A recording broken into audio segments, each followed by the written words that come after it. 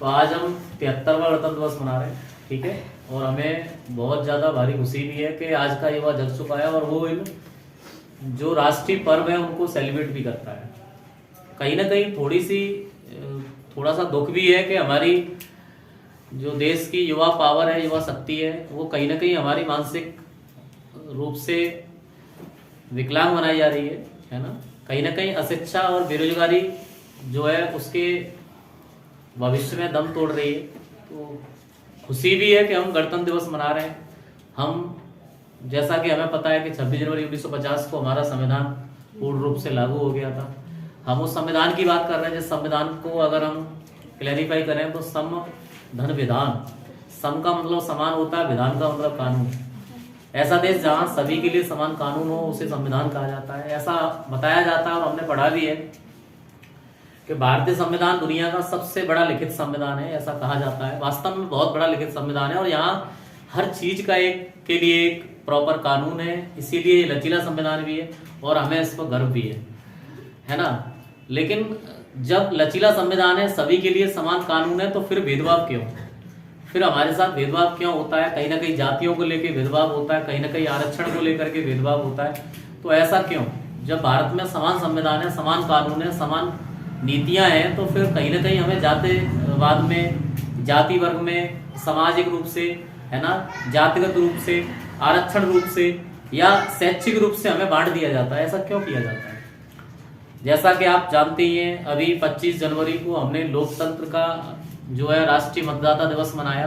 हमने अपने युवा पीढ़ी को मजबूत किया, उनको जागरूक किया कि वो अपने घर से निकलें, अगर वो नागरिक है देश के तो वो वोट दें, अपना मतदान करें, अच्छी सरकारें चुनें, जिससे अच्छी सरकारें आएंगी देश का जो है देश आगे चल करके विश्व लेवल पर अग्रणी बनेगा, अपना नेतृत्व करेगा। तो जैसा कि अभी हाल ही में आपको पता चला है कि जो रेलवे का एग्जाम है एनटीपीसी, उसमें सीबीटी 2 होने जा रहा है और जो नॉर्मलाइजेशन हुआ है वो अभी तक किसी को समझ में नहीं आया है। जिसके बहुत अच्छे नंबर है नॉर्मलाइजेशन से वो फेल हो गया है, जिसके बहुत कम नंबर थे नॉर्मलाइजेशन से वो पास हो गया है। कहीं ना कहीं ये नीतियां हमें दुख पैदा करती हैं हमारे अंदर, क्योंकि हमारे घर वालों की भी एक आस होती है कि हमारा बच्चा जो है जितने दिन से मेहनत कर रहा है वो अपनी ऊंचाइयों को छुए। हर एक माँ बाप की एक आस होती है। अब ये कैसे, जो पदाधिकारी हैं ये लोग कैसे इस दर्द को समझें? ये तो वो गरीब ही समझ सकता है जिसने पैसा खर्च किया है।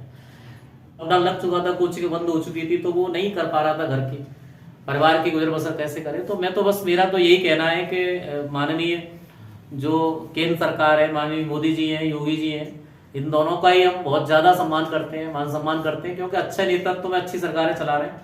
तो इनसे उम्मीदें भी करते हैं कि अच्छे डिसीजन लें, अच्छी नीतियां अपनाएं। अभी हाल ही में मुझे सुनने मिला है कि ग्रुप डी का जो एग्जाम है उसमें दूसरा सीबीटी 2 भी होने जा रहा है। आप खुद ही बताइए, ट्रैकमैन की वैकेंसी के लिए, एक ट्रैकमैन जबकि उसकी कोई बहुत बड़ी वैकेंसी नहीं है, 4th क्लास की जॉब है, उसके लिए सीबीटी 2 यानी दूसरा मेन एग्जाम देंगे हम। इससे बढ़िया तो हम कहीं ना कहीं इंटरव्यू और करवा दो उसमें, जिससे हम आईएएस का भी एग्जाम दे देंगे। अब खुद ही सोचो कि हम रेलवे के ग्रुप डी जैसे एग्जाम के लिए मेन एग्जाम देंगे। तो कहीं ना कहीं नीतियां, गलत निर्णयों की वजह से हमें दुख भी बहुत पैदा होता है और इससे खासी निराशा भी है हर एक युवा शक्ति में। अब आप ही बताओ कब तक इनके एज बनी रहेगी? कुछ दिन बाद इनकी एज खत्म हो जाएगी, ये अपने आप से ही खुद खत्म हो जाएंगे। तो कहीं ना कहीं हमें गिराया जा रहा है और गलत निर्णयों की वजह से, नीतियों की वजह से। तो अच्छे सरकारें हैं, अच्छा नेतृत्व है आपका, योगी जी का बहुत नाम सुना है, अच्छा नेतृत्व कर रहे हैं, अच्छे डिसीजन मेकिंग, उनकी निर्णायक क्षमता बहुत अच्छी जानी जाती है। तो कहीं ना कहीं ये लोग सोचें इन चीजों के बारे में कि हमारा युवा कितना परेशान है इस समय, बेचारा कितनी तैयारी करता है, कितना पैसा फूक जाता है उसका, फिर उसके बाद भी उसे रिजल्ट नहीं मिल पा रहा है।